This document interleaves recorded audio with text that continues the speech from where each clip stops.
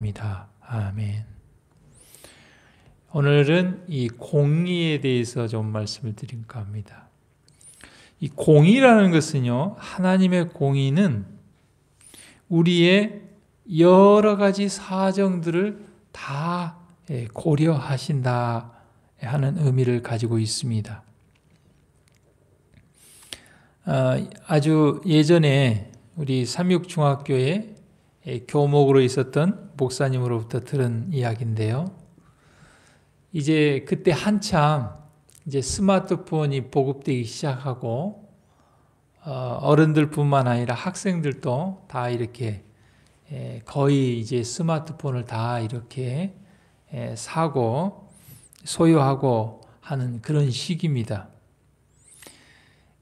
그런데 이 목사님께서 이제 일주일에 한 2번 정도 그 성경을 가르치는 수업 시간에 이제 중학교 교실에 수업을 가면은 이렇게 빵이라든지 이렇게 맛있는 간식을 이렇게 싸가지고 가가지고 질문을 던집니다.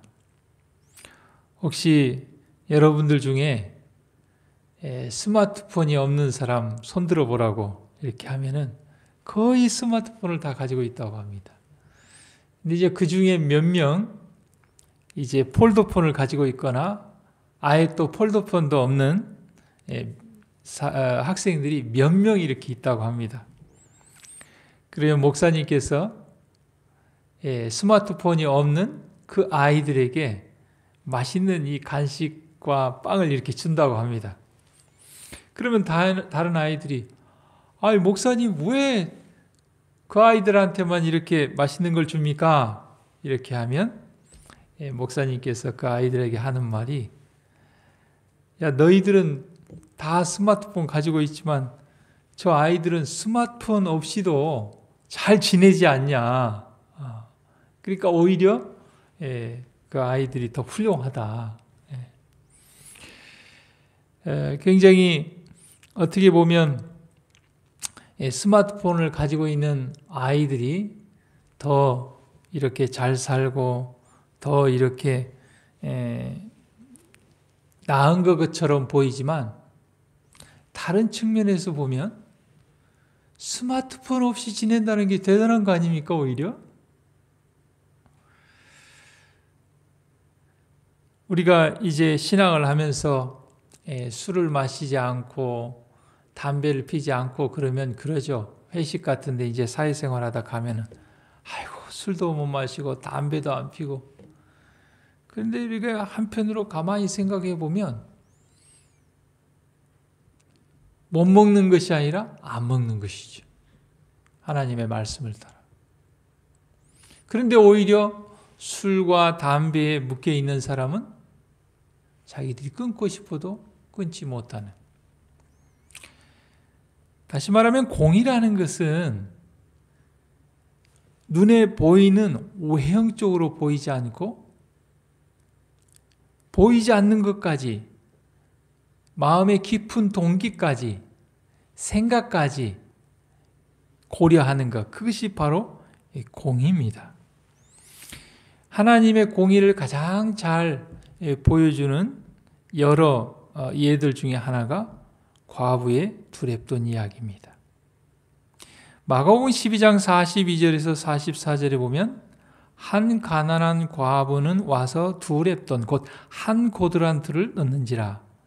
예수께서 제자들을 불러다가 이르시되 내가 진실로 너희에게 이르노니 이 가난한 과부는 연복궤에 넣는 모든 사람보다 많이 넣었도다. 저희는 다 풍족한 중에서 넣었거니와 이 과부는 그 구차한 중에서 자기 모든 소유 곧 생활비 전부를 넣었느니라 하셨더라.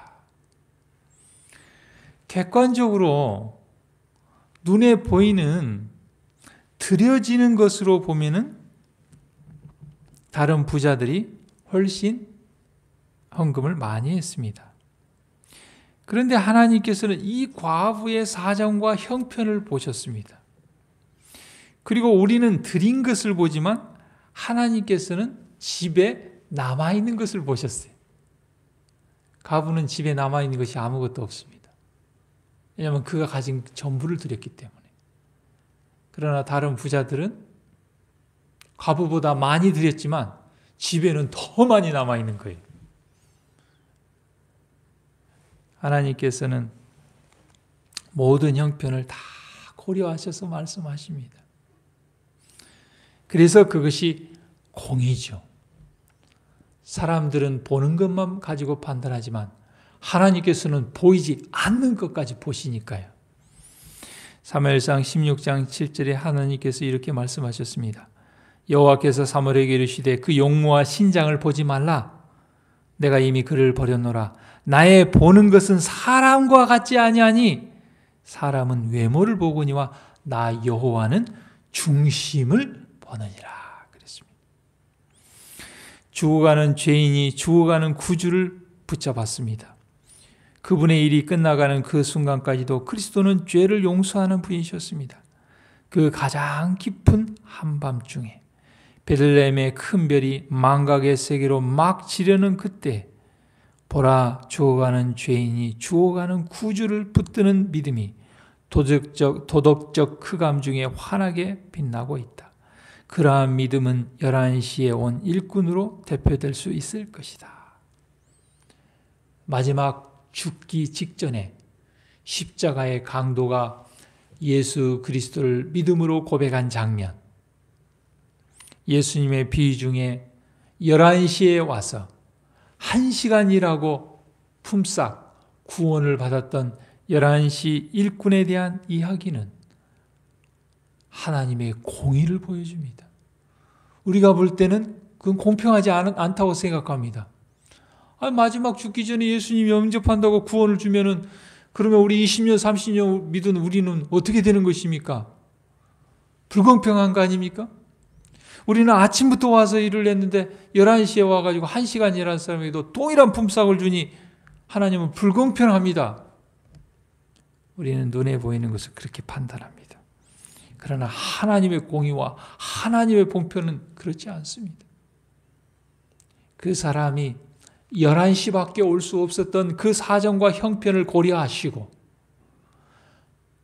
마지막 죽기 직전에 그가 예수 그리스도를 영접할 수밖에 없었던 그런 모든 상황들을 다 이해하시고 고려하시고 그래도 이제라도 예수 그리스도를 개인으로 구주로 영접한 그 사람에게 용서와 구원을 베푸시는 그 하나님의 공의, 너무나 정말 멋진 하나님이라고 생각이 듭니다. 저는 예전에 한번 그 예수님의 이 공의를 좀 흉내내고 싶어서 한 교회에서 차량 헌금을 하는데 무기명으로 했습니다. 누가 얼마 내는지 아무도 알 수 없고 하나님께서 은혜를 많이 베푸셔가지고 수입이 많은 사람은 좀 많이 드리십시오. 힘들고 어려우신 분들은 과부의 두랩돈처럼 또 최선을 다하십시오.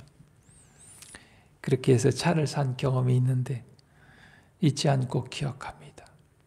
누가 얼마 내는지는 아무도 모릅니다. 하나님께서만 아시죠. 그러나 하나님께서는 다 사정과 형편을 다 아시죠. 오늘 하나님의 공의에 대해서 살펴봤습니다. 하나님의 공의는 하나님 앞에 공의로운 걸 얘기합니다. 하나님은 사람과 같지 않습니다. 우리의 마음의 중심을 보시고 말 못할 우리의 사정과 형편을 다 보시고 아시는 그 하나님의 공의의 사랑이 오늘 우리 하루의 삶을 통하여 실천되어지고 경험되어지기를 간절히 바랍니다. 이 아침에 같이 기도할 기도 제목은 곽혜경 집사님 가정을 위해서 기도해 주시기를 바랍니다. 기도하겠습니다. 하늘에 계신 하나님 아버지,